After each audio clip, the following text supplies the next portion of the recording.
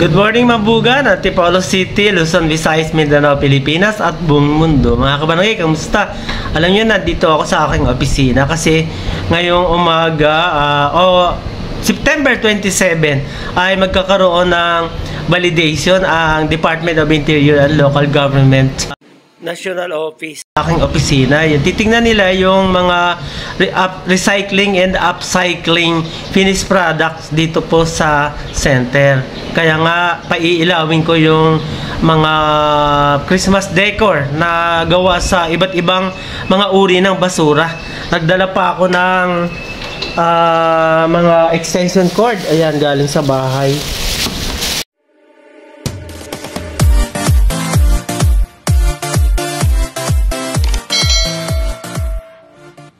Ayan. Mamaya papailawin ko yung star na gawa sa Yakult, tapos yung Christmas tree na gawa din sa Yakult yan. Tapos yun apat kasi yung star na yan may mga ilaw. Susubukan ko ulit kung kasi December lang sila ginagamit, pero lahat yan functional, gawa sa basura. Yun Yakult, yung pa isa. Tapos may Belen, yan yung Belen.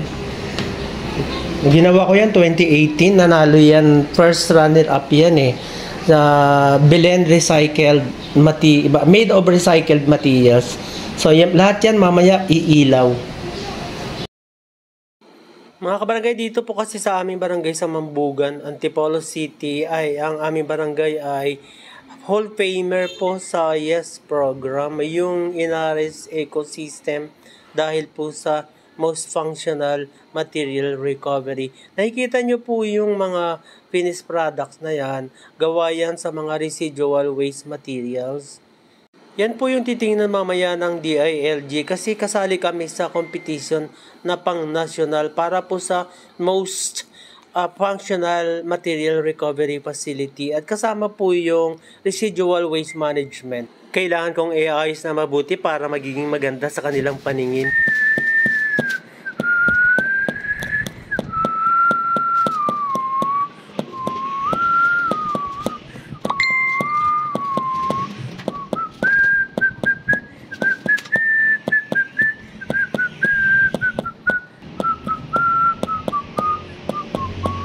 Ayan mga kabarangay, napagana na natin yung ilaw, yung Christmas tree. Ayan, umiilaw na yan.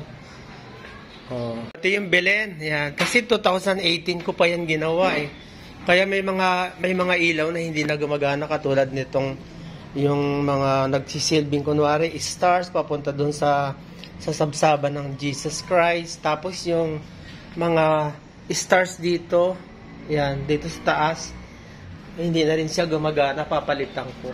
Ayan, napagana na rin yung ilaw sa dito sa Yakult Star. Yan. Yan yan. Yan pa. Yan, gumagana na rin yung ilaw. Oo, yan. Tapos yan, ganda. Gawa po lahat yan sa mga basura. Yan gawa sa Yakult yung mga stars. Ayan mga kabarangay, nakikita ninyo yung lahat ng aking mga obra. Mula sa basura, pinagana ko yan, umiilaw. Paskong-pasko na dito sa aking upcycling and recycling center. Dito po sa barangay Mambugan, ayan, yung Yakult, ginawa nating Christmas tree. Pati yung mga stars na yan na umiilaw. Gawa sa Yakult, gawa sa basura. Pati naman yung Belen na yun, nakita nyo, may umiilaw. Yan. Ayan mga kabarangay, dumating na po yung mga taga Department of Interior and Local Government National Office. Kasama nila ang mga staff ng City Environment and Waste Management Office. Medyo namangha din sila sa magandang presentation. Hindi daw nila akalain na may ganito palang barangay na nagsisinop ng mga residual waste materials para hindi maitapon lahat ang mga basura at pwedeng makabawas sa tinatapon ng mga basura at pwede rin maging livelihood program ng bawat mga barangay sa buong bansang Pilipinas. Kahit mga sila, sigurado ako na ang aming barangay ay magiging winner ulit sa competition na ito. Sana gabayan kami ng Diyos sa akin sinabi na magiging winner kami ulit kasi Hall of Famer na kami sa probinsya.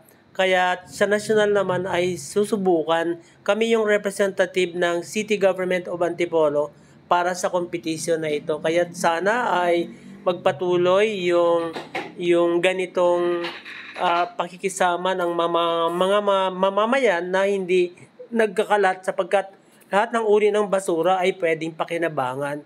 Pati yung mga nabubulok pwedeng maging fertilizer kapag nabulok sila. Yan, maraming salamat sa inyong panonood.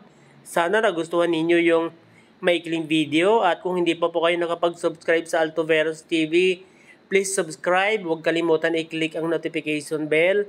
Pwedeng mag-likes, mag-comments. Pwede rin i-share. Maraming salamat. God bless all of us.